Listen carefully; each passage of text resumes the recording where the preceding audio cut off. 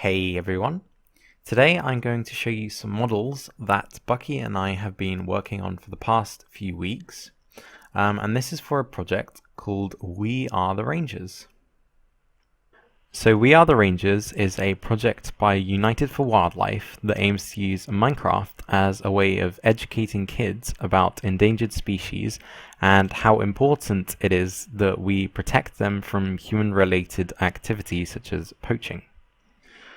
So currently there is a multiplayer and a single player map in the works. So a multiplayer server that you can join and play with your friends, and a single player map that is going to feature loads of quests and cool things like that.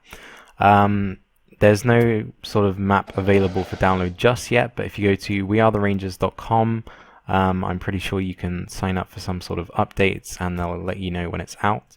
And there's loads of really talented people working on this project, such as Rhinos and Blockworks.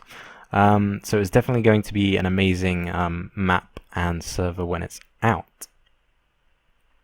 So some of you might be wondering, how are these done in vanilla Minecraft? And the simple answer is that they are just block models. As you can see here in my inventory, I've got different wool blocks that are different types of animals. And there are two types of models per animal. One is a stationary model and another is a sort of walking animation model. And so through using command blocks, we can actually detect when an entity is moving and when it's stationary and swap the models based on that. So all of these models use a zombie as their sort of base AI, an invisible zombie, and then a block model is in its head slot. So it appears that there's an actual animal there.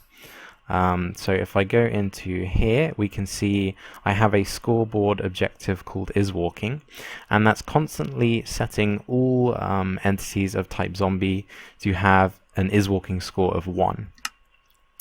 And then in this next command block, it is only set to 0 if it matches this MBT data, so motion of 0, 0, 0. So only if it's standing still will it get an isWalking score of 0. And then also invisibility, but then we can actually set the entity data of the different zombies based on their isWalking score. So for example, this lion is walking, so we set its head slot to have wool with damage 9, which is this cyan wool here, and if it's not walking, then it has the wool with damage value 8, which is this light grey wool. So it's fairly simple how it all works, but I've just put this together really quickly. But in the actual single player map that will be hopefully available soon, Dragnos is actually doing some really impressive work with the sort of AI of the animals.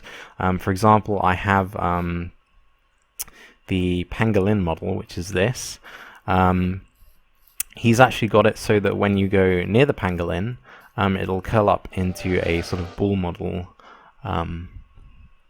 which I made a few sort of weeks ago, and you can actually get it to sort of be more tame as it gets used to you being around. So I don't know, it's just little bits like that that make it sort of a really cool map.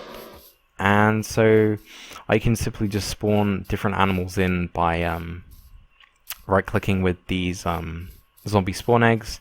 And oh yeah, this horse is, well, zebra is actually just a skeleton horse that has been retextured, so it doesn't interfere with any of the other horse entities either. But yeah, I thought I'd just show you guys all of these models that I've been working on with Bucky, and I actually recorded a time-lapse of me making the pangolin model. By the way, the pangolin is an animal that I didn't know existed before I was invited to help work on this project, so it's definitely been a learning experience for me, and hopefully it will be for everyone else as well. But I actually recorded a time-lapse of me making this model, so hopefully I'll post that in the next few days. But let me know if you're excited for the map. I think it's going to be pretty awesome. I've got these flying vultures up here as well, which I'll show off quickly. These are slightly different from the other animals because obviously they don't have a walking animation. But to get them to fly in circles, I've actually offset the model slightly, and they're just sort of rotating around different armor stands. Which I thought was pretty cool. It looks really cool from down below as well. But anyway, that's all from me. I'm sure Dragnos will do a trailer of the map once it's finished. And I'll see you in the next video. Bye for now.